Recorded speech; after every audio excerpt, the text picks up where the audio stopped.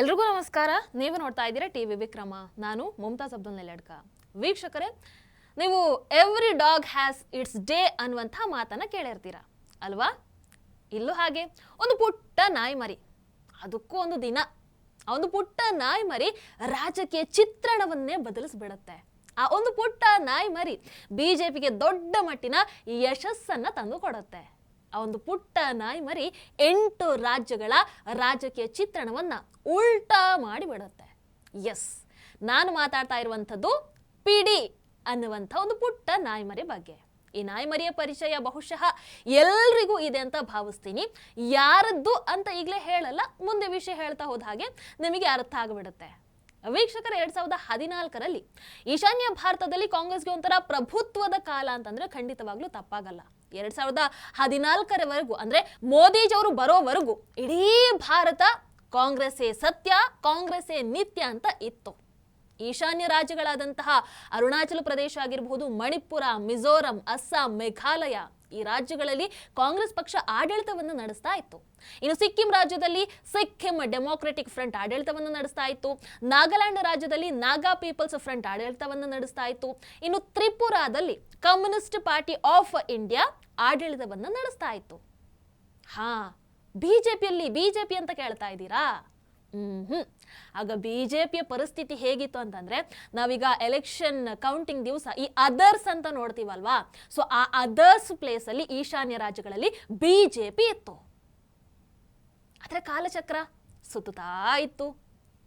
ಒಂದು ಕಡೆ ಮೋದಿಜಿಯವರ ಆಗಮನ ಆಗುತ್ತೆ, ಅದು ಬಿಟ್ರೆ ಈ ಕಡೆ ಒಬ್ಬ ನಾಯಕನ ಅಸಮಾಧಾನ, ಆ ನಾಯಕನ ಒಂದು ನಿರ್ಧಾರ, ಒಂದು ತಿರುವು ಇತಿಹಾಸವನ್ನೇ ಬದಲಿಸ್ಬಿಡತ್ತೆ. ಇವತ್ತು ನೋಡಿ, ಅರ್ಧಕರ್ಧ ರಾಜ್ಯಗಳಲ್ಲಿ ಬಿಜೆಪಿ, ಅದೇ ರೀತಿ ಬಿಜೆಪಿ ಮೈತ್ರಿ ಆಡಳಿತನೇ ನಿಮಗೆ ಕಾಣೋದಕ್ಕೆ ಸಿಗುತ್ತೆ. ಈಶಾನ್ಯ ರಾಜ್ಯಗಳು ಸದ್ಯಕ್ಕೆ ಕಾಂಗ್ರೆಸ್ ಮುಕ್ತ ಆಗಿ ಬಿಟ್ಟಿದೆ. ಕಾರಣ ಆ ಒಂದು ಪುಟ್ಟ ನಾಯಿ ಮರಿ.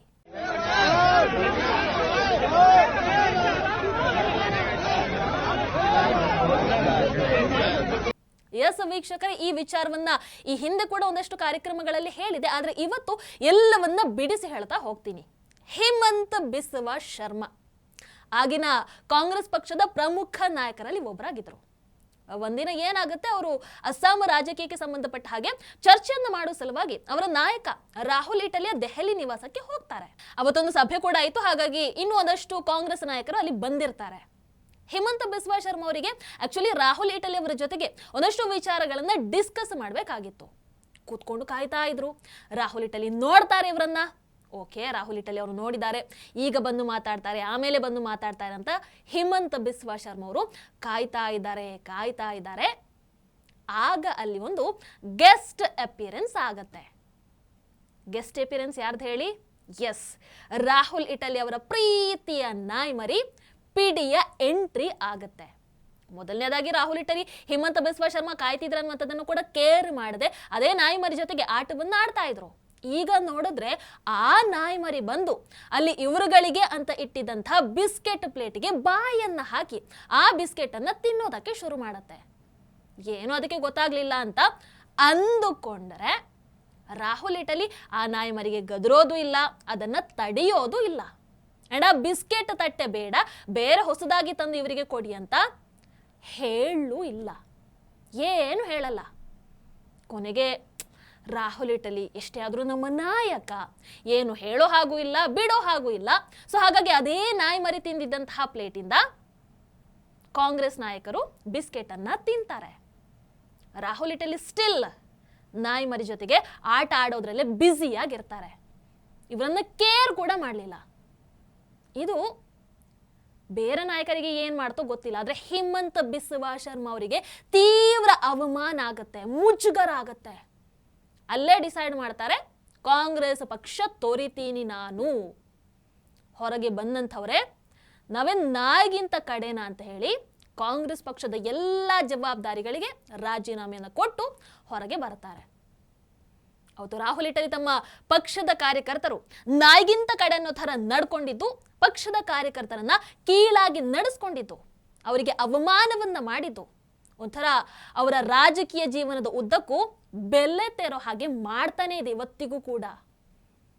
ಅವರ ನಾಯ್ಮರಿ ಒಂದು ಬೇರೆಯದೇ ರಾಜಕೀಯ ಇತಿಹಾಸಕ್ಕೆ ಇವತ್ತು ನಾಂದಿಯನ್ನ ಹಾಡುತ್ತೆ.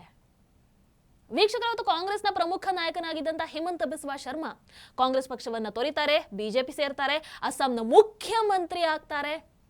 ಈಶಾನ್ಯ ರಾಜ್ಯಗಳಲ್ಲಿ ಬಿಜೆಪಿ ಸಂಘಟನೆಗೆ ದೊಡ್ಡ ಮಟ್ಟದ ಬಲವನ್ನ ಕೊಡ್ತಾರೆ. ಆ ರಾಜ್ಯಗಳ ಬಿಜೆಪಿ ಮೈತ್ರಿಕೂಟದ ಸಂಚಾಲಕರಾಗಿ ಪ್ರತಿ ರಾಜ್ಯದಲ್ಲೂ ಕೂಡ ಕೈಗಳು ಕಮಲವನ್ನ ಅರಳಿಸೋ ಹಾಗೆ ಮಾಡ್ತಾರೆ. ಒಟ್ಟಾರೆಯಾಗಿ ಒಂದು ನಾಯ್ಮರಿ ಅಲ್ಲಿನ ಸಂಪೂರ್ಣ ರಾಜಕೀಯ ಚಿತ್ರಣವನ್ನ ಬದಲಾವಣೆ ಮಾಡುತ್ತೆ. ಅವತ್ತು ಈಶಾನ್ಯ ರಾಜ್ಯಗಳಲ್ಲಿ ಒಂದೇ ಒಂದು ರಾಜ್ಯದಲ್ಲೂ ಅಧಿಕಾರದಲ್ಲಿ ಇರದಂತಹ ಬಿಜೆಪಿ, ನಾನಾಗ್ಲೇ ಹೇಳಿದ್ನಲ್ವಾ, ಅದರ್ಸ್ ಸ್ಟೇಟ್ ಅಲ್ಲಿ ಇದ್ದಂತಹ ಬಿಜೆಪಿ ಇವತ್ತು 4 ರಾಜ್ಯಗಳಲ್ಲಿ ಅಧಿಕಾರವನ್ನು ನಡೆಸ್ತಾ ಇದೆ. ಬೇರೆ ರಾಜ್ಯಗಳಲ್ಲಿ ಮೈತ್ರಿ ಕೂಡ ಇದೆ. ಅದೇ ಕಾಂಗ್ರೆಸ್ ಅನ್ನ ನೋಡಿದ್ರೆ ಫುಲ್ ವಾಶೌಟ್ ಆಗಿದೆ. ಎಲ್ಲ ರಾಜ್ಯಗಳಲ್ಲೂ ಕೂಡ ರಾಜ್ಯ ಭಾರವನ್ನ ಮಾಡ್ತಾ ಇದ್ದಂತಹ ಕಾಂಗ್ರೆಸ್ ಇವತ್ತು ಹೇಳ ಹೆಸರಿಲ್ಲದ ಹಾಗೆ ಕಾಣೆ ಆಗಿಬಿಟ್ಟಿದೆ. ಎಲ್ಲವನ್ನ ಮಾಡಿದ್ದು ಆ ಒಂದು ಪುಟ್ಟ ನಾಯ್ಮರಿ. ಈಗ ರಾಹುಲ್ ಇಟಲಿ ಅವರು ಕೂಡ ಅಷ್ಟೇ, ಸಂಪೂರ್ಣವಾಗಿ ತಮ್ಮಿಂದ ಎಷ್ಟು ಸಾಧ್ಯನೋ ಅಷ್ಟು ಪ್ರಯತ್ನವನ್ನ ಅವರು ಪಾಪ ಮಾಡ್ತಾ ಇದ್ದಾರೆ. ಪ್ರತಿ ರಾಜ್ಯಗಳಲ್ಲೂ ಕೂಡ ಕಾಂಗ್ರೆಸ್ ಸೋಲಿಗೆ ಶತ ಪ್ರಯತ್ನವನ್ನ ಮಾಡ್ತಾ ಇದ್ದಾರೆ. 90ಕ್ಕೂ ಹೆಚ್ಚು ಸೋಲಿನ ರುಚಿಯನ್ನ ಕಾಂಗ್ರೆಸ್ಗೆ ತೋರಿಸೋ ಮೂಲಕ ರಾಹುಲ್ ಇಟಲಿ ಈಗ 100 ಕಂಪ್ಲೀಟ್ ಮಾಡುವಂತ ಗುರಿಯನ್ನ ಕೂಡ ಇಟ್ಕೊಂಡಿದ್ದಾರೆ. ಬಿಜೆಪಿಗೆ ಇದಕ್ಕಿಂತ ದೊಡ್ಡ ಸ್ಟಾರ್ ಕ್ಯಾಂಪೇನರ್ ಬೇಕಾ ಹೇಳಿ? ಅದಕ್ಕೆ ರಾಹುಲ್ ಇಟಲಿ ಅವರನ್ನ ನೋಡಿದಾಗಲ್ಲ ನನಗೆ ಯಾವಾಗ್ಲೂ ಒಂದು ಗಾದೆ ಮಾತು ನೆನಪಾಗತ್ತೆ. ಯಾವ್ದು ಹೇಳಿ? ಮನಸ್ಸಿದ್ದರೆ ಮಾರ್ಗ. ನಿಮಗೇನನ್ಸುತ್ತೆ? ಕಮೆಂಟ್ ಮಾಡಿ. ಟಿವಿ ವಿಕ್ರಮ, ದೇಶ ನಿಮ್ಮ ಕೈಯಲ್ಲಿ. ಈ ಕಾರ್ಯಕ್ರಮ ನಿಮಗೆ ಇಷ್ಟ ಆಗಿದ್ದಲ್ಲಿ ಲೈಕ್, ಶೇರ್ ಹಾಗೂ ಕಮೆಂಟ್ ಮಾಡಿ. ಟಿವಿ ವಿಕ್ರಮದ ಕಾರ್ಯಕ್ರಮಗಳನ್ನು ನಿರಂತರವಾಗಿ ವೀಕ್ಷಿಸಲು ಸಬ್ಸ್ಕ್ರೈಬ್ ಮಾಡಿ, ಬೆಲ್ ಐಕನ್ ಒತ್ತಿ.